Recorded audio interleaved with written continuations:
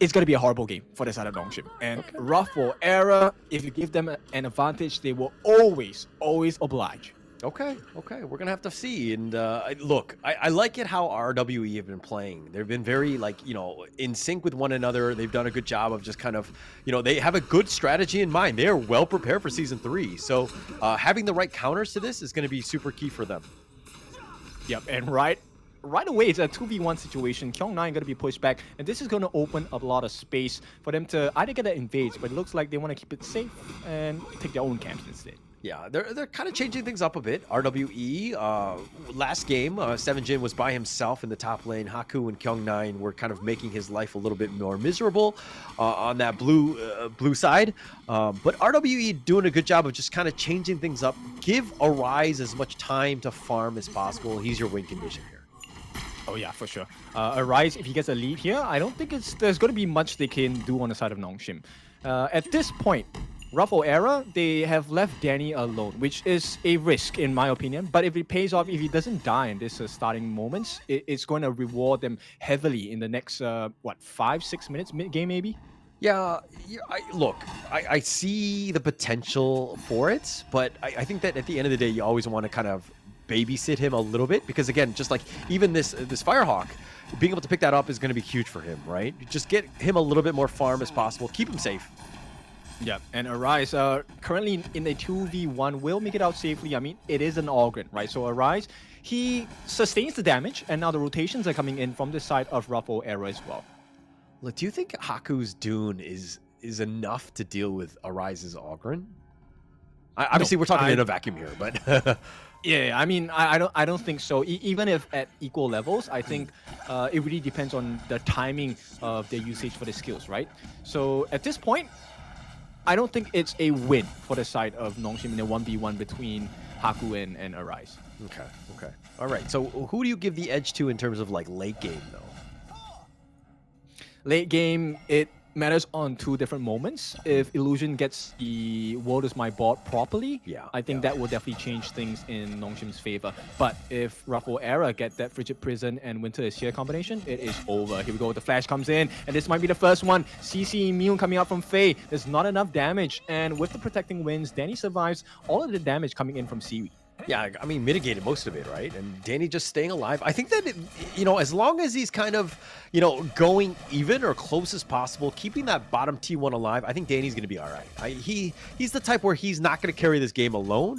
Most of it's going to come off the back of, Arise and Toonski in terms of the damage dealing and the kills. As long as Danny stays alive, he'll be fine. But 7jin, solo. He's dead. He's dead. There's nothing to see here. He makes it out. A Skyfall that saves his life. Oh, this might be telling of how this game is going to go for the side of Rough War Era. I mean, he's going to give one wave of creeps and minions, but he does not care. He does not care. He stays alive. That's the only thing that matters. Not giving up first blood was huge. And I like the fact that we were like, oh, he's dead, right? Yeah, he's dead. Zipped out of there. He was like the road runner, just staying alive, just finding ways to do so. 7jin, again, just playing this Neza very, very strong. Okay, so yes, that was a great play, but here's an even greater play. It might seem nothing, pretty insignificant, but Haku steals away at camp. Every single camp that's stolen away, 7jin, hang on. He's not going to survive this one for sure. There's nothing left. The backup comes. Yep, it's going to be a kill. Who gets it? It's going to be First Blood going to the side of Illusion. A big win. He's going to be able to clear waves much faster now in the mid lane. Yeah, Faye made the rotation, just kind of pushed out the Ode, just kind of push it back into Illusion to get that kill. So very smart here. Oh! Yeah, that lockdown too much, and at this point, it is going to be the Unruly Blade. Can they get the kill on the Arise? I don't think so, because at this point, this focus has shifted with the flash as well. Danny makes it out, but now the T1's under pressure from this side of Nongshim. Nice little rotation by Nongshim right there. Just being able to get the pick off. And all 5 members, again, you give them a little bit of space. This is what happens. And Siri on the Loom, he's a monster on Loom. So he'll do his damage. You got to be super careful in that sense. But let's check this replay here. And like they did have the lock-in, but look at this. They've got Floor, they got 7jin already as before, and the wind slashes were on point, but Arise does get away again. Yeah, I'm just curious how the itemization will go for Tunski, right? Does he go for a little bit more damage, or is he going to go for the stock standard utility builds in the form of Frozen Breath? But here we get the catch. Can they get the lockdown combination unlocked here? And I don't think the winter is here was necessary, but they did it anyway, right? And at this point, it might be still an advantage to Nongshim, unless they get the TP here. Yeah, no, I think that it's worth using all your cooldowns. It's still very early in the game, and you just want to ensure that you get that kill. I don't really think that that's because if he gets a split second where he can do something, maybe he can set sails on out of there and he survives. So you got to just ensure that you confirm those kills. Fleur is dead. He's going to be taken down by Illusion, and it looks like positioning not too great from the side of RWE era. Here comes the damage coming in from Nongshim as well. They will push them back. A nice Frigid Prison, but he is CC immune, and Haku's looking for more. Gets the kill as well. Haku recovers with a kill of his own. Yeah, look at that Haku, just like that monster, right? With that wind slash, just locking him down for Toonski, just getting all the kills. Oh, but they might even get more. The world is my board. Oh, I'm sorry. He's dead, and that was a big play. The fact that he got Danny out, that's a huge win for the side of Nongshim. And we're talking about macro plays, right? But Nongshim, they have the better macro control at this point. Yeah, very good. I mean, Illusion, did you see how much life he had? I mean, he's still very low. You can see it on the board right now. He has like a sliver of life, like 5 HP. He's going to heal up in that, in the fountain. But playing the hero to the limit, but getting the pick off onto Danny, pretty huge. You want to slow down RWE as much as possible, and that is a good kill for them. Yep, and I'm just curious because we have not seen much set sails coming out from Kyong9, and the game is already at this state with Nongshim taking the lead.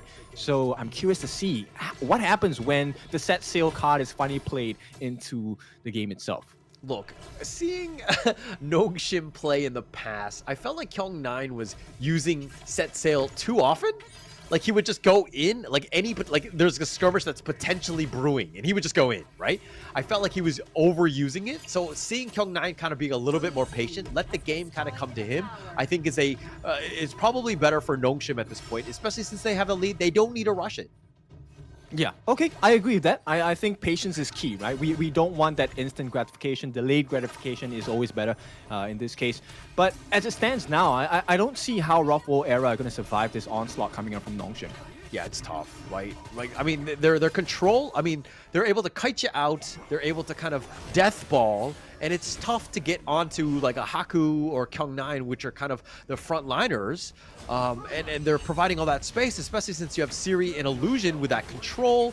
Like, you have a lot of ways to kind of deal with a potential jump in. Yeah, and you know, one of the byproducts of the way that Nongshim is playing is the fact that Arise has no extra farm. There is no invasions going on. He does not get a steal in the buffs on the opposite camps. In fact, his own buffs are being threatened at this point. Yeah, and look, they're being aggressive. Nongshim right now playing with those boards and just kind of those barriers, but they're going in. Yep, they get the lockdown as well. Arise will not get his ultimate down in time, gets taken out instantly, and that's a huge tank out of the picture. No one else is able to tank that much damage on the side of RWE era, so they have to give everything up now.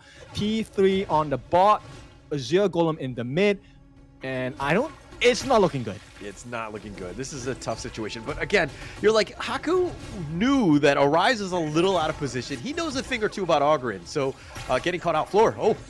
Yep, he commits the control as well, but there's not enough damage coming in. Set sail gonna land on the spot, and with this, Danny commits his protecting winds as well, but there's plenty of healthy damage laid down on that T3, and RWE era, they have to lick their wounds. There's nothing they can do about it now. Can we talk a little bit about Illusion on the Yixing? I think he's just been on point. Like his control, the way that he's like throwing out those taking liberties and the world is my board, like his spells, like he's just consistently controlling you. I mean, obviously Haku's been setting up a lot of this by baiting, some of the heroes out, but he's always been there, and really, this is the power of the Yixing. I think that this is a hero that we're going to see more often in this Season 3 here.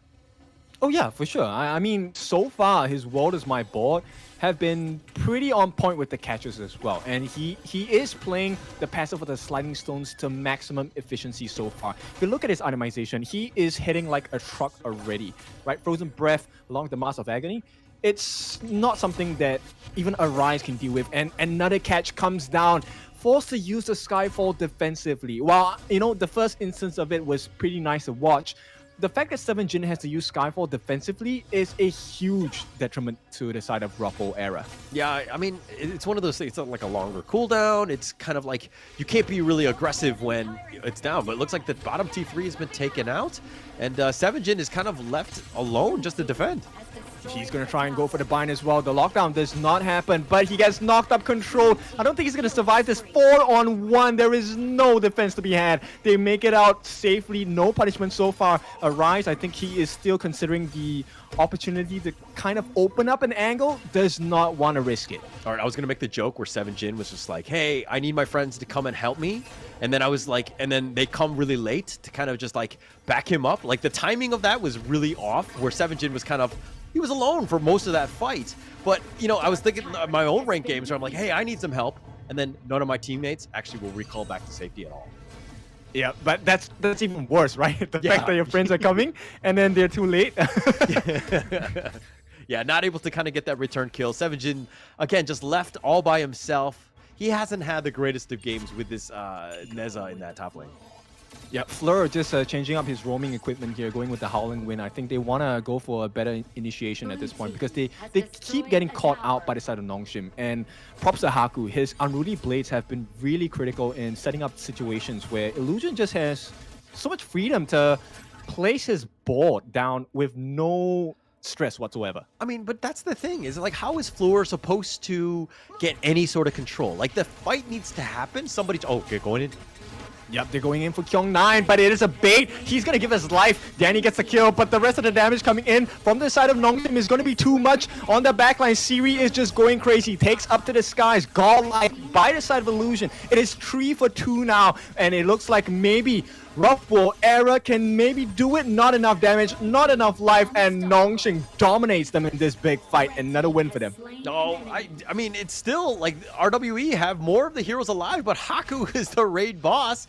He's looking to maybe just end. No, okay, he's not going to end the game here, but look, he's going to deal with a mid T2. 7 Jin is going to push in the bottom lane.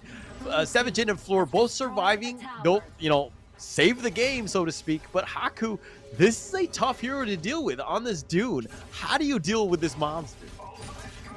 Fleur needs to do something, I think, at this point, right? He needs farm, because at this particular instance, Kyung9 was soaking so much damage. He took up so many different moves and skill sets away from the side of Ruffle era. And this is why the fight failed for the side of Ruffle era, because they had nothing else left to give.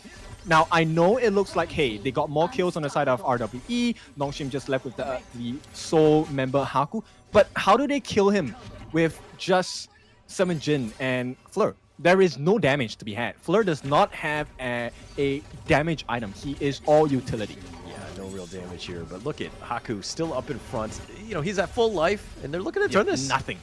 Arise. They can't do anything on the backlines as well. They lock down 7 Jin. He's trying to go on the backlines, but there's not enough damage. At this point, they get the shutdown on the Haku. This is a good turn. If they can get more, this will be perfect. But set still has been refreshed. Celestial Melody will be put into use. And right now, 7 Jin might be at risk of getting caught out. He's so low. Gets the bind as well. Tries to go in. Where's the backup? Once again, they are late. But it doesn't not matter because the big objective here is that Shadow Overlord. This can help them turn the game. The T3 down on the bot lane needs to be fixed. Yeah, it needs to be fixed here. But RWE getting Haku and Illusion, we're talking about the unkillable monster, and then he dies from like the next team fight. So Haku here, just down for about 8 more seconds. Actually very huge for RWE. They need to figure things out. Like, Haku was going in onto Arise, who was just tanking things up. And then they just, like, all 5 members were like, okay, we'll just blow up Haku now because he's committed everything onto Arise, wasn't able to kill him. So again, Haku needs to understand that, hey, you are, well, now you're a killable monster. You need to figure out ways to get on the squishies more than anything, not deal so much, not be so bloodthirsty onto Arise. Yep, okay, so finally Fleur has some damage. He's going to get the Splendor on hand. So both defense and attack in position for the side of this Liang. And Tunsky as well going to follow suit, gets a Splendor of his own. So there is a lot of defensive capabilities. This might be a good fight. Yeah, they're looking to be. I mean, they're just kind of slowing in, but here comes the Starfall. Yeah, Skyfall on the back lines. Can they get the catch? But all 5 members to get caught in the board, and it's looking horrendous for the side of RWE as Nongshim run rampant. Siwi gets the time of his life. Arise, he's gonna lifesteal, but not for long because it's a double kill for the side of Siwi. And Nongshim, they're marching forward. The only member left is 7jin. What can he do against the likes of Nongshim? Yeah, I mean, he's got to just split push, or he's got to buy time on the bottom lane. He's got to deal with these minions. Just slow it down. Get yourself, 20 seconds. Figure out how to do this. It's going to be a tough situation. I don't think it's going to be possible here. Yeah, there's no way. And Nongshim, once again, they take the lead. Game number 3, they win and lead now by 2-1. Okay, look, Nongshim, yes, they come up with a victory, but it